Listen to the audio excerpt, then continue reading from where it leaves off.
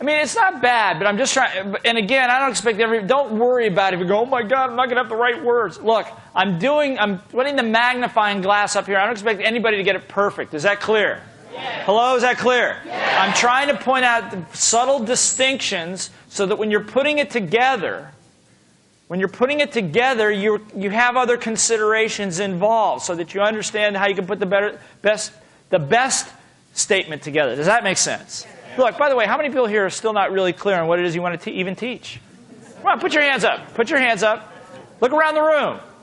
People are going, oh, I don't know. I'm the only one. I don't know what it... Look, I'm sitting with Harv, and we're still both sitting there at the table today just trying to figure out what are we going to do? How are we going to do it? What is it we're really selling? It never ends. Everybody understand what I'm talking about? Yes. Hello? Yes. Look, the methodology I'm giving you, I don't care if he's selling rabbit food. It doesn't make any difference. The context stays the same. Same methodology. You dump anything into it. I guarantee you, Harv's going to be out there be flogging a book here in about a year. Yes? I guarantee you, not much is going to change up here. Content may be a little different. Context will remain the same. Got it? He'll ask the same questions. He'll do the same acknowledgments. He'll do all of the same stuff. That's what makes it easy. Okay? Go. One more time. Go. Smile. So how'd that feel? Great. Yeah. Yeah, you feel the energy? What did you notice? There's another subtle thing that happens here, and this is my pet thing here. What did you notice? Yeah. How many noticed there was a moment where you kind of shifted into it? How many people saw that? It was kind of like, actually, I think if I recall, your head kind of almost went like this, and you said, it's almost in his attitude. My name is Bob Taylor. My name is Bob Taylor. It's like all of a sudden he goes, okay, heck with all this. My name is Bob Taylor, okay? And then everything shifted. You know what I'm saying? I want you to hear something. All eyes up here. That only happens with repetition. That will never happen 1 out of 1,000. Won't happen. I guarantee it won't happen. That's why you do this again and again and again like this until finally something just pops through. That's the advantage of turning up the what? Heat. Everybody understand? That's why when I work with salespeople, this one kid over here, first sales kit for new salespeople, is all about handling objections. It's a flashcard system in here that's specifically, scientifically programmed for you to repeat again and again and again the 50 toughest objections you'll ever face to reprogram your brain. And finally, what happens, all of a sudden you go, okay, give me any objection. I don't care what it is, just give me one. Which is much different than going, oh, I hope they don't object to price. Do you understand what I'm saying? But it only... You think I'm kidding? It only comes with repetition, and it never ends. Never ends. I get a big presentation. I guarantee you, HSBC. In a couple of weeks, I'm going to be on the plane in the lavatory. Practice.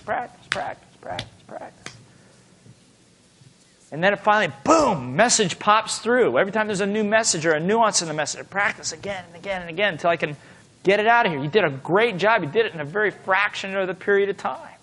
Give him a hand. Well done. Thank you.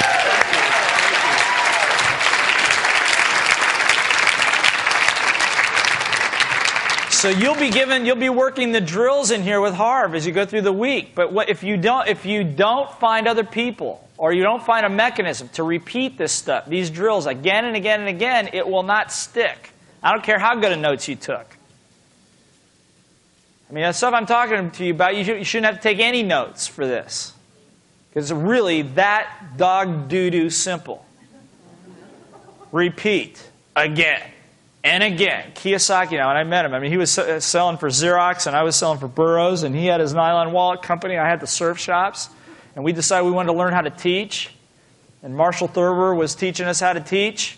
And man, we would lock ourselves in a room with about 12 other people, hour after hour after hour in front of the room again. And you were at those sessions. They were brutal, weren't they? Yeah. Again and again and again and again until something in your head would just... blow the fuse. Now you're ready. Got it? Got it. Any questions? Yes. For you, that might have been, For you, working with other salespeople, that might have been a little bit easier, but most of us are single. I mean, we are going to do this on our own, and there's nobody else to echo our mistakes back to us. Where do you live? I live in Washington, D.C. Washington, D.C. What's the population of Washington, D.C.?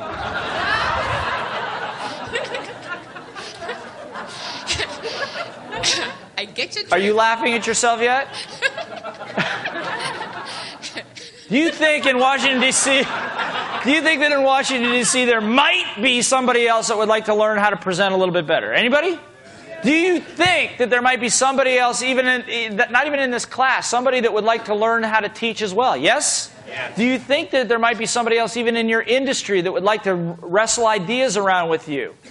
Is that possible? That's possible. Okay, good. Hold open the possibility. Okay. Okay? Thank you. Thank you. You're welcome. Give her a hand.